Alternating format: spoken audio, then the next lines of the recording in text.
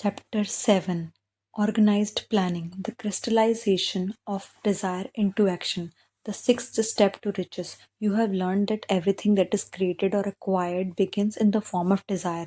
The desire is taken on the first lap of its journey, from the abstract to concrete into the workshop of imagination, where plans of its for its transition are created and organized. In chapter 2, you are instructed to take six definite practical steps as you first move in translating desire into money. One of these steps is the formation of definite and practical plan or plans through which transformation may be made.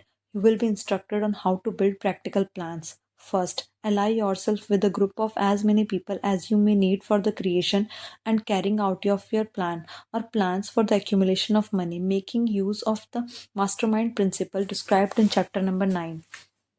Compliance with the instruction of absolutely essential. Do not neglect it. Before forming your mastermind alliance, decide what advantages and benefits you may offer the individual members of your group in return for their cooperation. No one will look indefinitely without some form of compensation.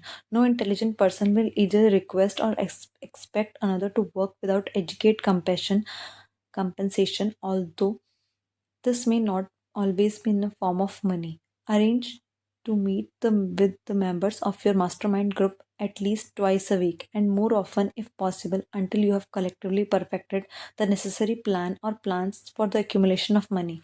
Maintain perfect harmony between yourself and your member of your mastermind group. If you fail to carry out the instruction to the letter, you may expect to meet with failure. The mastermind principle cannot operate where perfect harmony does not prevail. Keep in mind these facts. You are engaged in undertaking of major importance to you.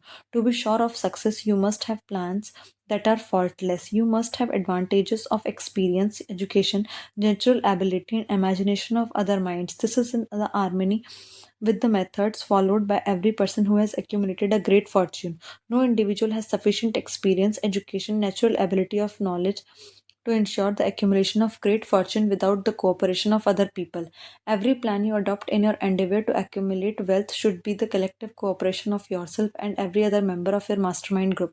You may originate your plans either in the whole or in a part, but see that those plans are checked and approved by the members of your mastermind alliance. If the first plan you adopt does not work successfully, replace it with a new plan. If this new plans fail to work, replace it in turn with still another, and so on until you find the plan which does work. Right here is the point at which majority of people meet with failure because of their lack of persistence in creating new plans to make the place of those which fail. The most intelligent person living cannot succeed in accumulating money nor in any other undertaking without plans that are practical and workable. Just keep the fact in mind and remember when your plans fail that temporary defeat is not permanent failure.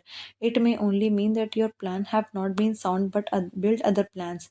Start all over again. Thomas A. Edison had failed 10,000 times before he perfected the incandescent lamp electric bulb. That is, he met with temporary defeat 10,000 times before his efforts were crowned with success.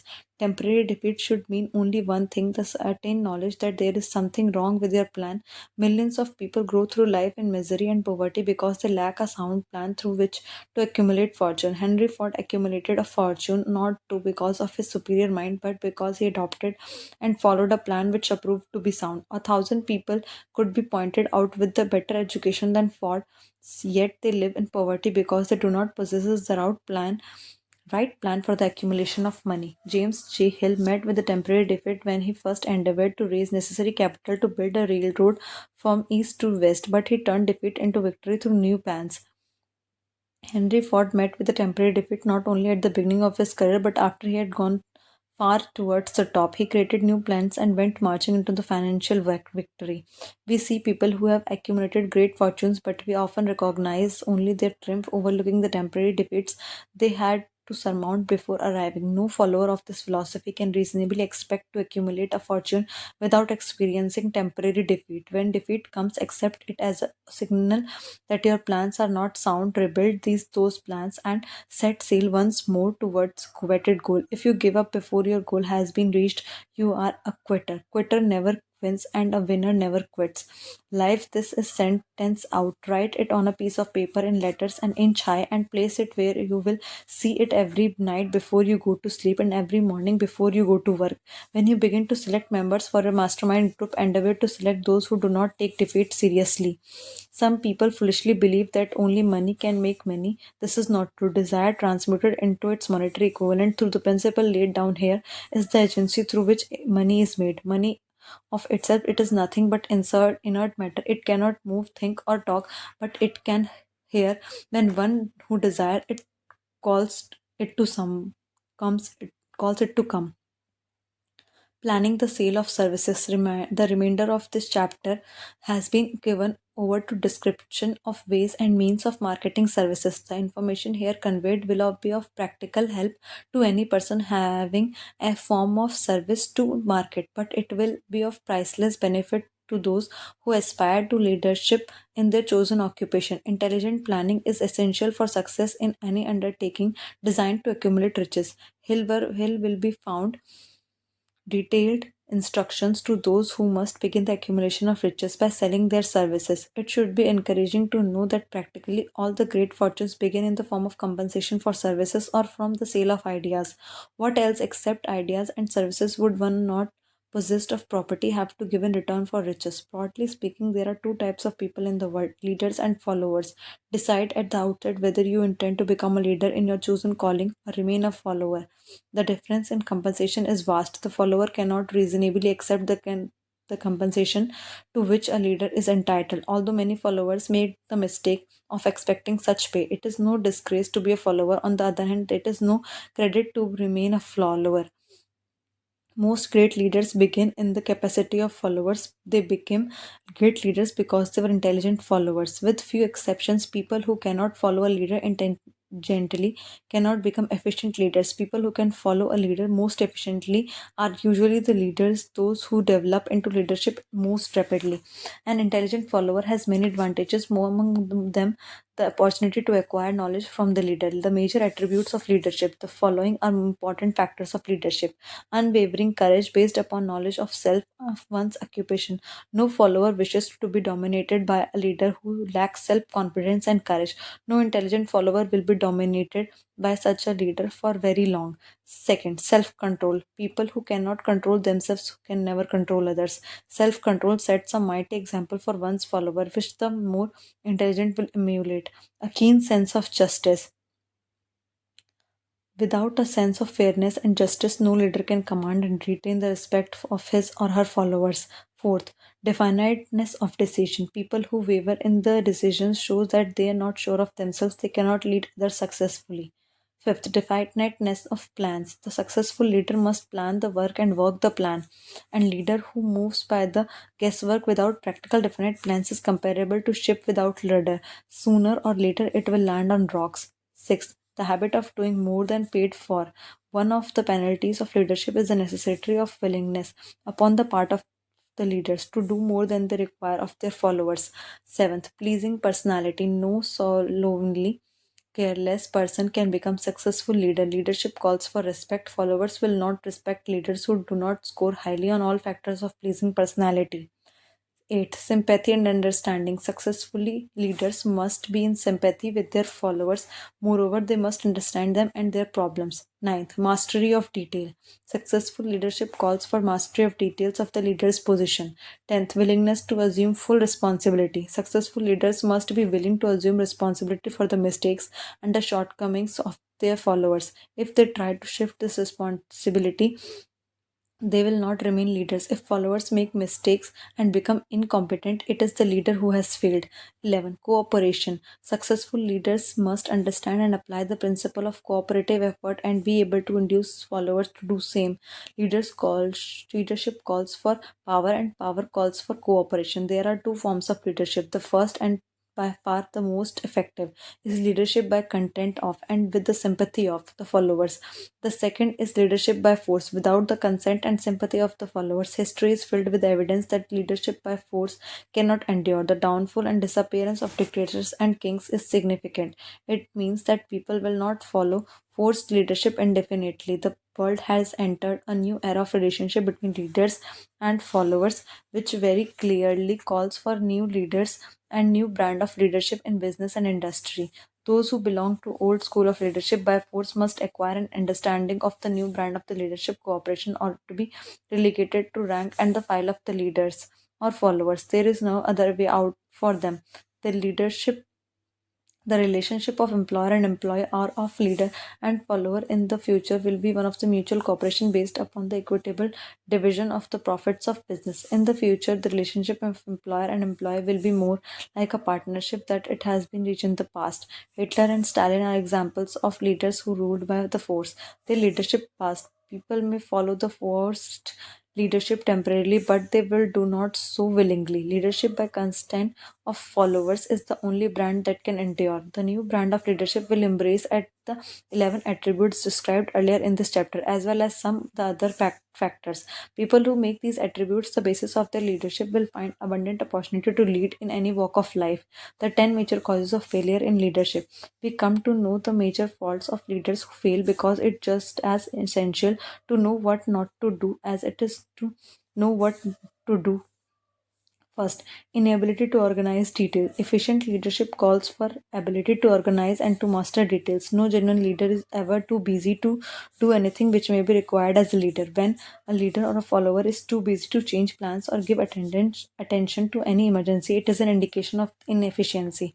The successful leader must be the master of all details connected with the position.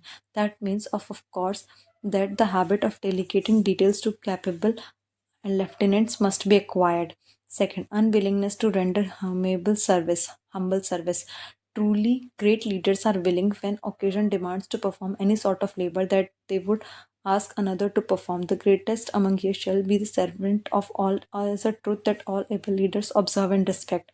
Third, expectation of pay for what they know instead of what they do with what they know. The world does not pay for what people know, it pays for them for what they do or induce others to do. Fourth, fear of competition from followers. The leader who fears that one of his followers may take his position is practically sure to realize that fear sooner or later. Able leaders train understudies to whom they may delegate at will. Only in this way may leaders multiply themselves and prepare to be many places and give attention to many things at one time. It is an eternal truth that people receive more pay for their ability to get others to perform than they could possibly earn by their own effort. Efficient leaders may, through knowledge of their jobs and magnetism of their personalities, greatly increase the efficiency of others and induce them to render more service and better service that they could by themselves. Lack of imagination. Without imagination, leaders are incapable of meeting emergencies and of creating plans by which to guide followers efficiently. Selfishness. Leaders who claim all honor for the work of their followers and sure to be met by resentment. Really great leaders claim none of the honors. They are content to see the honors to go their followers because they know that most people will work harder for commendation and recognition than they for money alone. Seventh, interference. Followers do not respect an intemperate leader. Moreover, the intemperance in any of its various forms destroys the endurance and the vitality of all who indulge in it. 8. Disloyalty. Perhaps this should have come at the head of the list. Leaders who are not loyal to their trust and to their associates, those above and below them, cannot long maintain their leadership.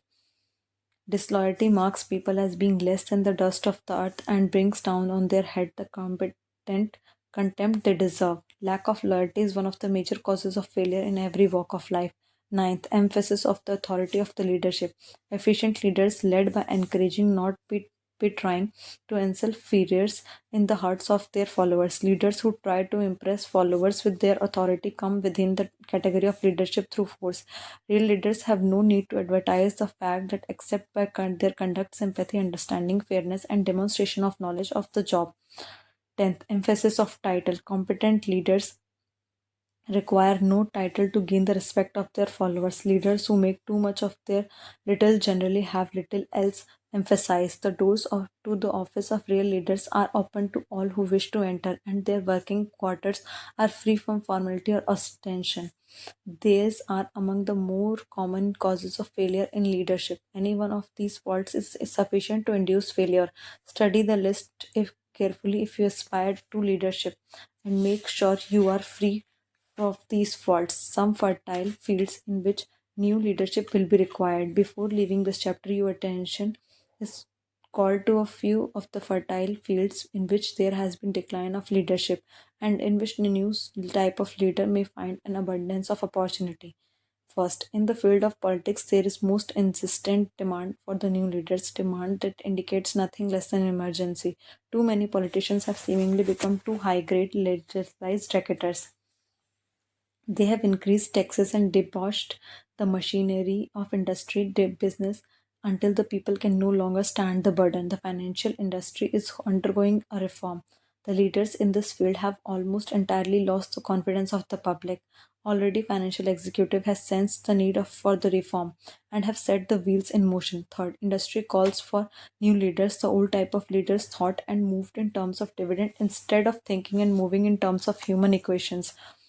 The future leaders in industry to endure must regard themselves as quasi public officials whose duty is to manage their trust in such a way that it will bring hardship in no individual or group. Exploitation of workers is a thing of the past. Let those who aspire in leadership in the field of business, industry, and labor remember this. Religious leaders of the future will be forced to give more attention to the temporal needs of their followers in the solution of their economic and personal problems of the present, and less attention to the dead past and yet unborn future.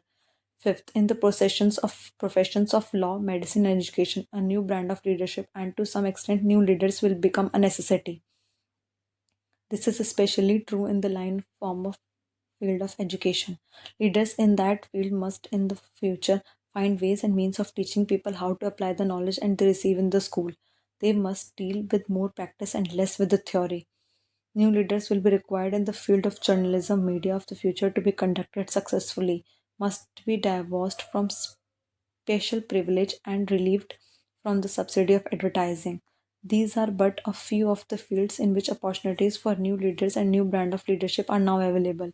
The world is undergoing a rapid change. This means that the media through which the changes in human habits are promoted must be adapted to the changes. The media here described are the ones that are more than any others to determine the trend of civilization. When and how to apply for a position. The information described here is the net result of many years of experiencing during the which thousands of men and women helped to market their services effectively. It can therefore be relied upon as sound and practical. Media through which services may be marketed. Experience has proved that following media offer the most direct and effective methods of bringing the buyer and sellers of services together. Employment agencies. Care must be taken to select only reputable agencies, the management which can show adequate records of achievement of satisfactory results. Second, advertising in newspaper, trade journals, magazines, and on the internet.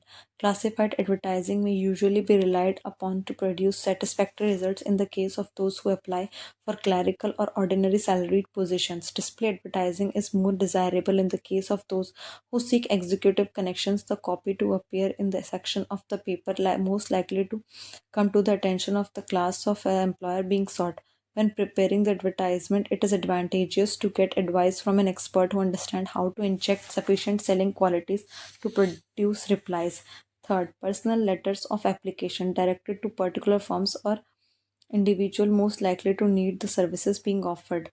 Letters should be neatly typed always and signed by hand. With the letter should be sent a complete CV or outline of the applicant's qualification. Both the letter of application and the CV should be prepared with the advice from an expert below.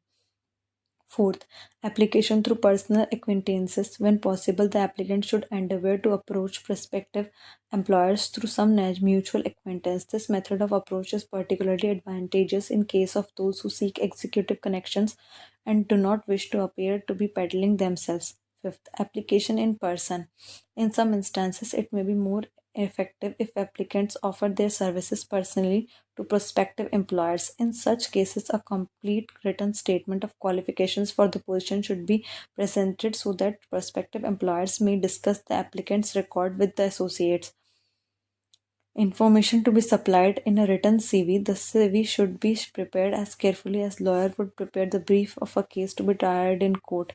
Unless the applicant is experienced in the preparation of CVs, an expert should be consulted. Successful merchants employ men and women who understand the art and psychology of advertising of the present the merit of merchandise. One who has services for sale should do the same. The following information should appear in the CV. Education. State briefly but definitely what schooling you have had and in what subjects you specialized, giving the reasons for the specialization. Second, experience. You have had been experience in connection with the position similar to one you seek. Describe it fully in stating names and addresses of the former employers. Be sure to bring out clearly any specialized experience you have had which would equip you fill position you seek.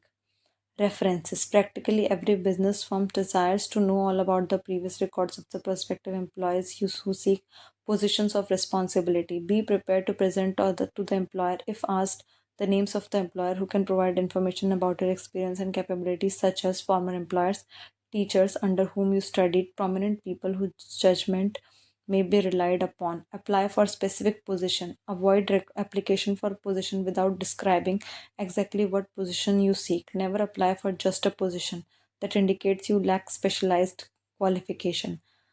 Fifth, state your qualification for the particular position which you are applying for. Give full details as to the reason you believe you are qualified for particular position you seek. This is the most important detail of your application. It will determine more than anything else what consideration you receive. Offer to go to work on probation. In the majority of instances, if you are determined to have the position for which you apply, it will be most cost effective if you offer to work for a week or a month or for sufficient length of time to enable your prospective employer to judge your value without pay. This may appear to be radical suggestion, but experience has proved that it seldom fails to win at least a trial. If you are sure of qualifications, a trial is all you need. Incidentally, such an offer indicates that you have confidence in your ability to fill the position you seek. It is most convincing if your offer is accepted and you make good, more than likely you will be paid for your probation period. Make clear the fact that your offer is based upon your confidence in your ability to fill the position, your confidence in your prospective employer's decision to employ you after trial, your determination to have the position you seek, knowledge of your prospective employer's business before applying for position to do sufficient in research in connection with the business to familiarize yourself thoroughly with that business and indicate in your brief the knowledge you have acquired in this field. This will be impressive as it will indicate that you have imagination and real interest in the position of you seek. Remember that it is not the lawyer who knows the most law, but the one who best prepares the case who wins.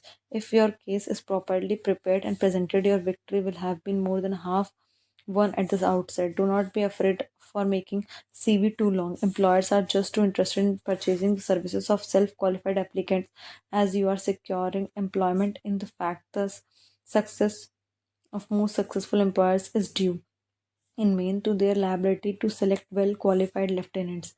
They want all information available. Remember another thing, neatness in the preparation of your CV will indicate that you are painstaking person. You have helped to prepare CVs for clients that were so striking and out of the ordinary that resulted in the employment of the applicant without a personal interview. Once the CV is completed, have it printed on the finest paper you can obtain. Carefully check the spelling and grammar. Follow these instructions to letter and improving upon them whenever your imagination suggests. Successful salespeople groom themselves with care. They understand that first impressions are lasting. Your CV is your sales representative. Give it a good suit of clothes so it will stand out in bold contrast to anything your prospective employer ever saw in your way of application for a position. If the position you seek is worth having, it is worth going after with care.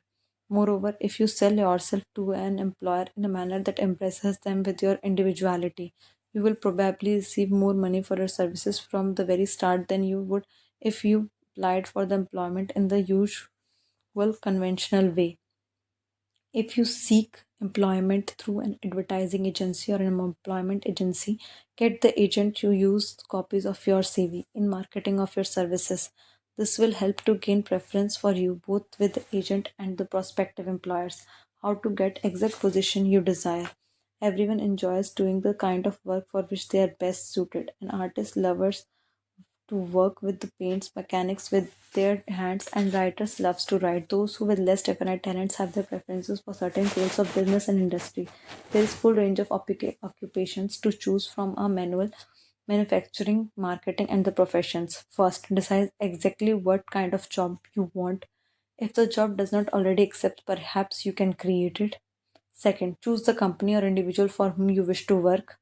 Third, study your prospective employer as to policies, personnel, and chances of advancement. Fourth, by analysis of yourself, your talents, and your capabilities, work out what can offer and plan ways and means of giving advantages, services, developments, and ideas that you believe you can successfully deliver. Fifth, forget about a job. Forget whether or not there is an opening. Forget the usual routine of you have a gut of a job for me. Concentrate on what you can give. Sixth, once you have a plan in mind, arrange with an experienced writer to help you out it put on paper in neat form and full in detail. Seventh, present it to the proper person with the authority to make the decision. Every company is looking for the people who can give something of value. Whether it is ideas, services, or connections, every company has room for the person who has definite plan of action to the advantage of that company. This line of procedure may take a few days or weeks of extra time, but the difference in income, in advancement, and in gaining recognition will save years of hard work at low pay. It has many advantages that main one being that it will often save from 1 to 5 years of time in reaching your chosen goal. Every person who starts or gets in the halfway up the ladder so does by deliberate and careful planning, expecting, of course, the boss's son. The new of marketing services. Jobs are now partnerships. Men and women who want to market their services to best advantage in future must recognize the stupendous change that has taken place in the relationship between employer and employee. The time will come when the golden rule are not the rule of gold will be dominating factor in the marketing of merchandise as well as services. The future relationship between the employers and their employees will be more in the nature of partnership consisting of the employer, employee, and the public they serve. This new way of marketing services is called the new for many reasons. First, both the employer and the employee of future will be considered as fellow employees whose business it will be to serve the public efficiently. In past times, employers and employees have betrayed among themselves, driving the best bargains they could do with one another, not considering that the financial analysis they were in reality bargaining at the expense of the third party, the public they served. In future, both employers and employees will recognize that they are no longer privileged to drive bargains at the expense of those whom they serve. The real employer of the future will be the public. This should be kept uppermost in mind by every person seeking to market their services effectively. Courtesy and services are the watchwords of merchandising today. They apply to the person who is marketing their services even more directly than man to employer they serve, because in the financial analysis, both employer and employee are employed by the public they serve. If they are failed to serve well, they pay the loss of their privilege of serving. What is your QUQS rating? This cause of success in marketing services effectively and permanently have been clearly described. Unless those causes are studied, analyzed, understood, and applied, no one can market their services effectively and permanently. It is up to you to sell your own services. The quality and quality of service rendered and the spirit in which it is rendered determine to a large extent the price and the duration of employment. To market services effectively, which means a permanent market at a satisfactory price under pleasant conditions, one must adopt and follow QQS formula, which means the quality plus quantity plus and the proper spirit of cooperation equals to perfect marketing of service. Remember QQS formula, but do not apply it as a habit. Let us analyze the formula to make sure we understand exactly what it means. First, quality of service means the performance of every detail in connection with your position in the most efficient manner possible with the object of greater efficient always in mind. Second, quantity of service means the habit of giving all the services of which you are capable at all times with the purpose of increasing the amount of services as develop greater skill through practice and experience. Emphasis is again placed on the word habit. Spirit of service means that habit of agreeable, harmonious conduct that will induce cooperation from associate and fellow employees. Adequacy of quality and quantity of service is not sufficient to maintain a permanent market for your services. The conduct or the spirit in which you deliver your service is strongly determining factor in the connection with both the price you receive and the duration of employment. Andrew Carnegie stressed this point more than others in his description of factors that lead to success in marketing of services. He emphasized again and again that the necessity of harmonious conduct. He stressed that he would not retain any person, no matter how great a quantity or how efficient the quality of their work, unless the person who worked in the spirit of harmony. Mr. Carnegie insisted upon everybody being agreeable. To prove that he placed a high value upon this quality, he permitted many people who conformed to his standards to become very wealthy. Those who did not conform had to make room for others. The importance of a pleasing personality has been stressed because it enables one to provide services in the proper spirit. If one has a personality which pleases and serves in a spirit of harmony, these assets often make up for deficiencies in both the quality and the quantity of the services one gives. Nothing, however, can be successfully substituted for pleasing conduct. The capital value of your services. The person whose income is derived entirely from the sale of their services is no less than a merchandise who sell commodities. It might well be added that such person is subject to exactly the same rules of conduct as merchant as who sells merchandise. This has been emphasized because the majority of people who live by the sale of their services make the mistake of considering themselves free from the rules of conduct and the responsibilities attached to engaged in marketing commodities. The actual capital value of your brains may be determined by the amounts of income you can produce by marketing your services. A pair of estimate of capital value of your services may be made by multiplying your annual income by 16 and two-thirds. It is reasonable to estimate that your annual income represents 6% of your value, capital value. Money rents for 6% per annum. Money is worth no more than brains. It is often worth much less. Competent brains, if effectively marketed, represent a much more desirable form of capital that required to conduct a business dealing in commodities. This is because brains are a form of capital that cannot be permanently depreciated through depressions, nor can this form of capital be stolen or spent. Moreover, the money essential for the conduct of business is a worthless as a sand dune until it has been mixed with the efficient brains. The 30 major causes of failure. How many of these are holding you back? Life's greatest tragedy consists of man and woman who earnestly try and fail.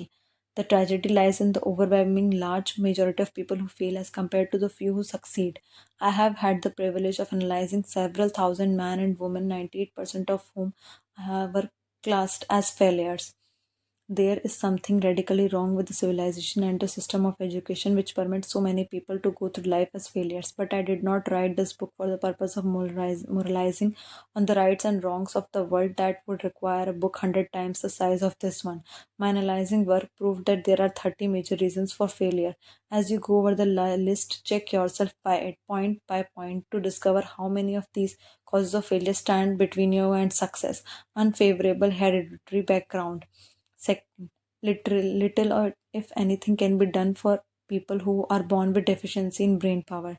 This philosophy offers but one method of bridging this weakness through the aid of mastermind. Observe the prophet, however, that this is the only one of the 30 causes of failure may be easily corrected by any individual. Second, lack of well defined purpose in life. There is no hope of success for the person who does not have central purpose, definite goal at which to aim. 98 out of 100 of those whom I have analyzed had no such aim. Perhaps this was the major cause of their failure. Third, lack of ambition to aim above mediocrity. We offer no hope for the person who is so indifferent as not want to get ahead in life and who is not willing to pay the price.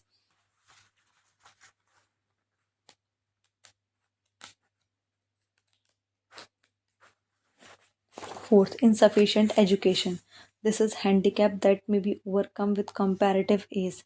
Experience has proven that the best educated people are often those who are known as self-made or self-educated.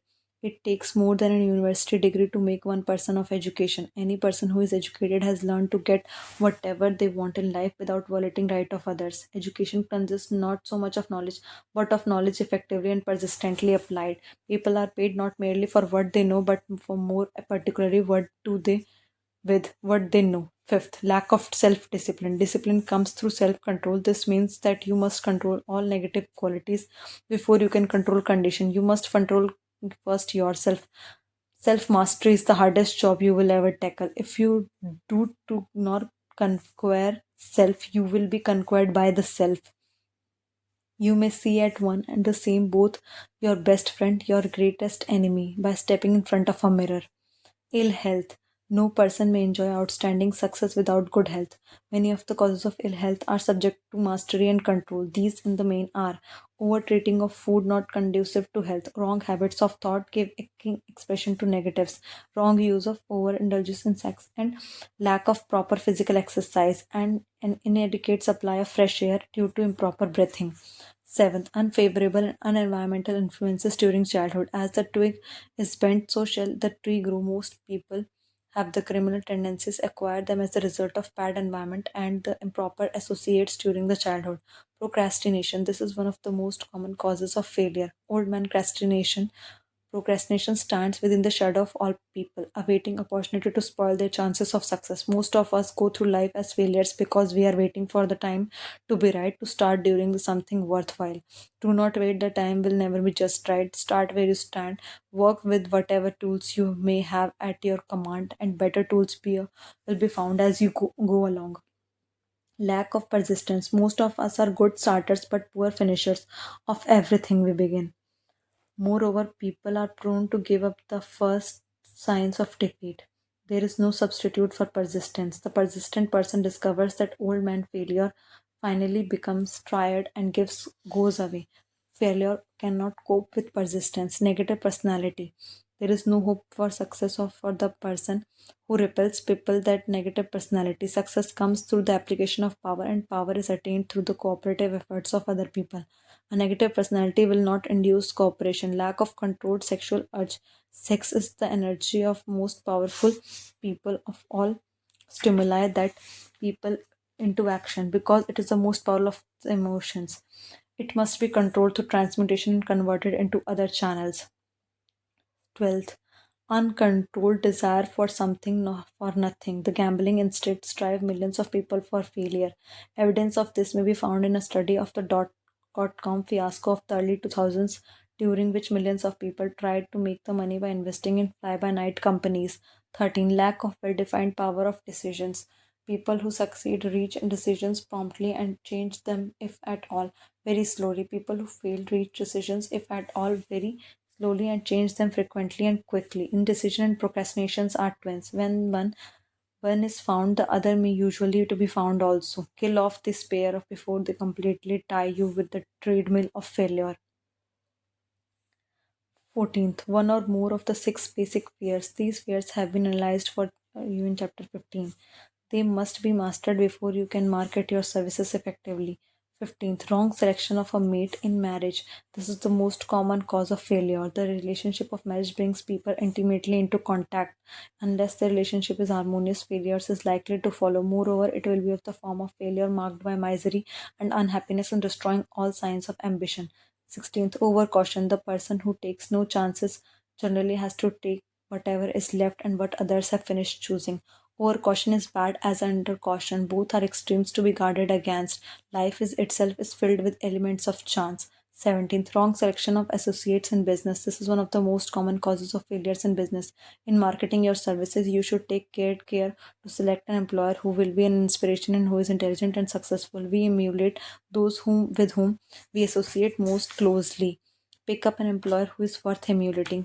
18th, superposition and prejudice. Superposition is a form of fear. It is also a sign of ignorance. People who succeed keep in open minds and are afraid of nothing. 19th, wrong selection of vocation.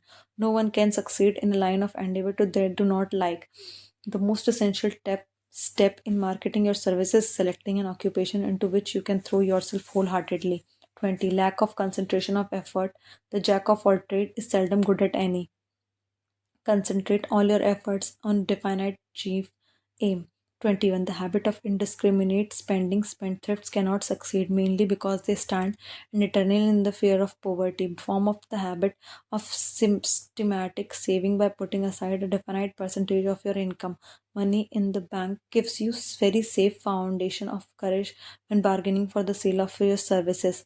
Without money, you must make take what you are offered and be glad to get it. 22. Lack of enthusiasm. Without enthusiasm, one cannot be convincing. Moreover, enthusiasm contagious, and the person who has it under control is generally welcome in the group of people. Intolerance. The person with a chief closed mind on any subject seldom gets ahead. Intolerance means that one has stopped acquiring knowledge. The most damaging forms of intolerance are those connected with religious, racial, and political differences of opinion. Intemperance. The most damaging forms of intemperance are connected with eating, strong drinking, and sexual activities. Overindulge in any of these is fatal to success. Inability to cooperate with others. More people lose their position and their big opportunities in life because of this fault than all for all other reasons combined. It is a fault which no well informed business executive or leader will tolerate. Possession of power not acquired through self effort. Sons and daughters of wealthy families and others who inherit money they did not earn. Power in the hands of one who did not acquire it gradually is often fatal to success. Quick riches are more dangerous than poverty. Intentional dishonesty. There is no substitute for honesty. One may be temporarily dishonest by force of circumstances over which one has no control without permanent damage. But there is no hope for people who are dishonest by choice. Sooner or later, their deeds will catch up with them and they will pay by the loss of reputation and perhaps even loss of liberty. 28th, egotism and vanity. These qualities serve as red lights that warn others to keep away. They are fatal to success. 29th, guessing instead of thinking. Most people are too indifferent and too lazy to acquire facts with which to think accurately. They prefer to act on opinions created by guesswork or snap judgments.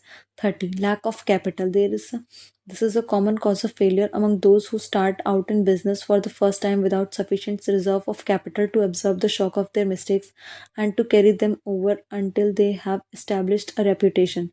31. Under this, name any particular cause of failure from which you have suffered that has not been included in the foregoing list. In these 30 major causes of failure is found a description of the tragedy of life, which is relevant for practically every person who tries and fails. It will be helpful if you can induce someone who knows you well to go over this list with you and help you analyze you by 30 causes of failure. It may be more beneficial than if you try this alone. Most people cannot see themselves as others see them. You may be one who cannot. The oldest of admonitions is know yourself, know thyself. If you market merchandise successfully, you must know the merchandise. The same is true with marketing your services. You should know all of your weaknesses so that you may either bridge them or eliminate them entirely. You should know that your strengths so that you may call attention to them when selling your services. You can know yourself only through accurate analysis. The folly of ignorance in connection with self was displayed by a young man who applied to the manager of well-known business for a position. He made a very good impression until the manager asked him what salary he expected. He replied that he had no fixed sum in mind, lack of definite aim. The manager said then, we will pay you all you are worth after we try you out for a week. I will not accept it, the applicant replied, because I am getting more than where I am now employed. Before you even start to negotiate for the readjustment of your salary in your present position or to seek employment elsewhere, to be sure that you are worth more than you receive now. It is one thing to want money, everyone wants more, but it is something entirely different to be worth more. Many people mistake their wants for their just dues. Your financial requirements or wants have nothing whatever to do with your worth. Your values established entirely by your ability to provide useful service or your capacity to induce others to provide such service. Take an investment of yourself. 28 questions you should answer. Annual self analysis is essential if the effective marketing of services as an annual inventory in merchandising. Moreover, yearly analysis should be disclose a decrease in fault and increase in your virtues. One goes ahead, stands still, or goes backward in life. One's object should be, of course, to get ahead. Annual self analysis will disclose whether advancement has been made and if how much. It will disclose any backward steps one may have made. The effective marketing of services require one to move forward even if the progress is slow. Your annual self analysis should be made at the end of each year so you can include in the New Year's resolutions any improvements that the analysis indicates you should be made. Take this inventory by asking yourself the following questions and by checking your answers with the aid of someone who will not permit you to deceive for yourself as to their accuracy. Self analysis questionnaire for personal inventory. First, have I attained the goal that I established as my objective for this year? You should work with a definite yearly objective to attain as a part of your major life objective. Second, have I delivered the service of best possible quality of which I was capable, or could I have improved any part of this service? Third, have I delivered service in the greatest possible quantity of which I was capable? Fourth, has I the spirit of conduct been harmonious and cooperative at all times? Fifth, have I permitted the habit of procrastination to decrease my efficiency, and if so, to what extent? Sixth, have I improved my personality, and if so, in what ways? Seventh, have I been persistent in any following my plans through the completion? Eighth, have I reached decision promptly and definitely in all occasions? Ninth, have I permitted any one or more of the six basic fears to decrease my efficiency? Have I been 10th, have I been overcautious, undercautious? 11th, has my relationship with my colleagues in work been pleasant or unpleasant? If it has been unpleasant, has the fault been partly or wholly mine? 12th, have I dissipated any of my energy through lack of concentration or effort? 13th, have I been open minded and tolerant in connection with all subjects? 14th, in what way I have improved my ability to provide service? 15th, have I been intemperate in any of my habits? 16th, have I expressed either openly or secret any form of egotism? 17th, have my conduct towards my colleagues been such that it has induced them to respect me? 18th, have my opinions and decisions been based upon guesswork or accuracy of analysis and thought? Have I followed the habit of budgeting my time, my expense, and my income? Have I been conservative in these budgets? 20th, how much time have I devoted to unprofitable effort which I might have used to better advantage? 21, have how may I rebudget my time and change my habits so I will be more efficient during the coming year? 22, have I been guilty of any conduct that was not approved by my conscience? 23, in what ways have I provided more service and better service than I was paid for? 24, have I been unfair to anyone, and if so, in what way? If I had been the purchaser of my own services for the year, would I have been satisfied with my purchase? Has the purchaser of my services been satisfied with the service I have provided, and if not, why not? Am I in the right vocation, and if not, why not? What is my present rating on the fundamental principles of success? Make this rating fairly and frankly and have it checked by someone who is courageous and enough to do it accurately. Having read and assimilated the information conveyed in this chapter, you are now ready to create a practical plan for marketing your services. Those who have lost their fortunes and those who are just beginning to earn money have nothing but their services to offer in return for riches. It is therefore essential that they have available the practical information needed or market their services for the best advantage. The information contained in this chapter will be of great value to all who aspire to attain leadership in any calling. It will be particularly helpful to those who aiming to market their services and business industrial executives. Complete assimilation and understanding of the information here conveyed will be helpful in marketing one's own services, and it will also helpful one who to become a more analytical and capable of judging people. The information will be priceless to personal directors, employments, managers, and other executives charged with the selection of employees and maintenance of efficient organizations. If you doubt this statement, test its soundness by answering it, writing the 28 self analysis question. Indeed, that might be both interesting and profitable if you do not doubt the soundness of the statement. Where and how to find opportunities to accumulate riches. Now that we have analyzed the principles by which riches may be accumulated, we naturally ask where may one find the favorable opportunities to apply this principle. Very well, let us take an inventory and see what the Western economy may offer the person seeking riches, great or small.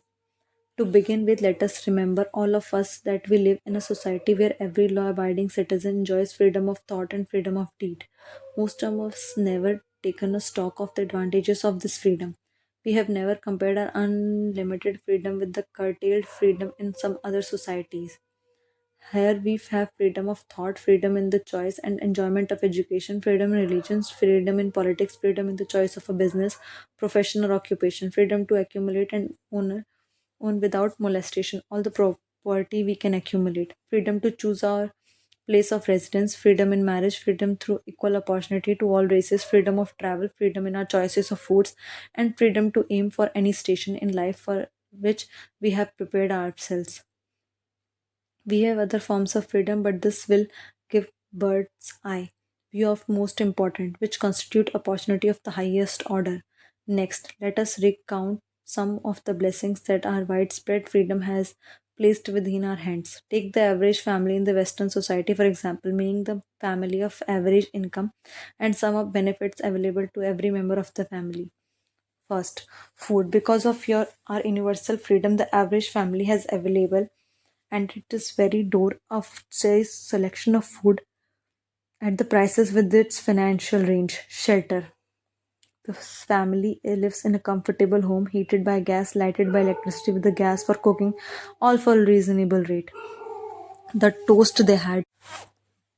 Breakfast was toasted on electrical toaster. The carpets are clean with vacuum cleaner run by electricity. Hot or cold water is available at all times in the kitchen and the bathroom. The food is kept cool in a refrigerator run by electricity. The wife styles her hair and washes her clothes and irons them with the easily operated electrical equipment on power obtained by the sticking plug the wall. The husband shaves with an electric shaver. They receive 24-hour entertainment in a day if they want it merely by switching on their television. Clothing. Men and women in the Western society can meet their clothing requirements and dress very comfortably at prices with the range of average family's salary. Only the three basic necessities of food, clothing, and shelter have been mentioned. The average citizen has other privileges and advantages available in return for modest effort, not exceeding 8 hours per day of labor. Among these is the privilege of owning a car with which one can come and go at will at every small cost. The miracle that has provided these blessings, having no axe to grind, no grudges to express, and no ulterior motives. I have the privilege of analyzing some, frankly, that mysterious, abstract, greatly misunderstood of something which provides us with the aforementioned blessings, opportunities to accumulate wealth and freedom of every nature. I have the right to analyze a source that has nature of this unseen power because I know I have known for more than quarter for a century many of the people who organized that power and many who are now responsible for this maintenance. The name of this mysterious benefactor of humankind is capital. Capital consists not of money alone, but more particularly of highly organized, intelligent groups of people who plan always in means of using money efficiently for the good of the public and profitably for themselves. These groups consist of scientists, educators, and chemists, inventors, business analysts, public relations experts, transportation experts, accountants, lawyers, doctors, and both men and women who have highly specialized knowledge in all fields of industry and business. They pioneer, experiment, and blaze in these trials in new fields of endeavor. They support colleges and hospitals, schools, build good roads, publish newspapers, pay most of the cost of government, and take care of multitudinous detail essential to human progress. Stated briefly, the capitalists are the brains of civilization because they supply the entire fabric of which all education, enlightenment, and human progress consist. Money without brains is always dangerous, properly used. It is the most essential of civilization. A simple breakfast for a city family consisting of grapefruit juice, cereal, eggs, bread, and butter, and tea with sugar could not be provided at a reasonable price if organized capital had not supplied the machinery, the ships, and the railways, and the huge armies of trained people to operate them. Some slight of the idea of the importance of organized capital may be had by trying to imagine yourself burdened with the responsibility of collecting and delivering the simple breakfast to the above mentioned city family without aid of the capital. To supply the tea, you would have to make a trip to China or India. Unless you are excellent swimmer, you would become rather tired before making up the round trip. Then another problem would confront you. What would you use for the money even if you had the capital physical endurance to swim the ocean? To supply the sugar, you would have to take another long swim to Caribbean island or long walk to sugar feed farm. But even then, you might come back without sugar because organized effort and money you are necessary to produce sugar, to say nothing of what is required to refine and transport and deliver it to the breakfast table. The eggs you could deliver easily enough, but you would have a very long journey before you could serve 2 glasses of grapefruit juice. You would have another long walk to wheat growing era when you went. After the 4 slices of wheat bread, the cereal would have been optimated from the menu because it would not be available except through the labor of trained organization of people and suitable machinery of all of which call for the capital. While resting, you could take off for another little swim down to South America, where you would pick up a couple of bananas, and on your return, you could take a short walk to the nearest dairy farm and pick up some butter and cream. Then, nearest dairy, then your city family would be ready to sit down and enjoy breakfast. Seems absurd, does not at all? Well, the procedure described would be the only possible way these simple items of food could be delivered to the heart of the city if we had no capitalistic system. The sum of the money required for building maintenance of the railways and ships used in the delivery of that simple breakfast is so huge that it staggers one's imagination. It runs at hundreds of millions of dollars, not to mention the armies of the trained employees required to man the ships and trains. But the transportation is the only part of the requirements of modern civilization. Before there can be anything to haul, something must be grown from the ground or manufactured and prepared for the market. This calls for more millions of dollars for equipment, machinery, boxing, marketing, and for the wages of millions of men and women. Ships and railways do not spring up from the earth and function automatically. They come in the response to the call of civilization through the labor and ingenuity, organizing ability of who have imagination, faith, and enthusiasm, decision, and persistence. These people are known as capitalists. They are motivated by the desire to build, construct, achieve, provide useful service, earn profits, and accumulate riches, and because they provide service without which there would be no civilization. They put themselves in the way of great riches. Just to keep the record simple and understandable, I will add that these capitalists are self same people of whom most of us have heard soapbox orators speak. They are the same people to whom radicals, cricketers, and dishonest and politicians and union leaders refer as the predatory interest. I am not attempting to present a brief for the against any group of people or any system of economics. I am not attempting to condemn collective bargaining when I refer to union leaders, nor do I am aim to give clean bill of health to all individual known as capitalists. The purpose of this book, or purpose to which I have faithfully devoted over quarter of a century, is to present all who want the knowledge the most dependable philosophy through which knowledge individually may accumulate riches in whatever amount they desire. I have here analyzed the economic advantages of the capitalistic system for twofold purpose of showing that all who seek riches must recognize and adapt themselves to the system that controls or approaches to the fortunes and large or small, and they must present the side of the picture to opposite that being shown by the politicians and demagogues who refer to organized capital as if it were something poisonous. This is capitalistic society. It was developed through the use of capital, and we who claim the right to partake of the blessings of freedom and opportunity.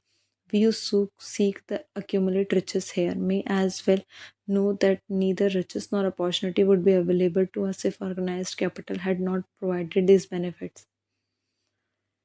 If you are one of those who believe that riches can be accumulated by mere act of or people who organize themselves into groups and demand more pay for less service, if you are one of them who's demand government relief without early morning disturbance when the money is delivered to you, if you are one of those who believe in trading their vote to politicians in return for passing of laws which permit the rating of public treasury, you may rest securely on your belief with certain knowledge that no one will disturb you, because this is a free country where everyone may think as they please, which nearly everybody can live with but little effort, where many people live well without doing any work whatsoever. However, you should know the full truth concerning this freedom of which so many people boast and so few understand, as if it is far is as it reaches, as many privileges as it provides, it does not and cannot bring riches without effort. There is but one dependable method of accumulating and legally holding riches, that is by providing useful services. No system that has ever been created by which people can legally acquire riches through mere force of numbers or without giving in turn an equivalent value of one another. There is principle known as the law of economics. This is more than a theory. It is a law no persons can beat. Mark well is the name of the principle and remember it, because it is far more powerful than all the politicians and political machines. It is above and beyond the control of the labor unions. It cannot be swayed, influenced, or bribed by racketeers or self appointed by leaders in any calling.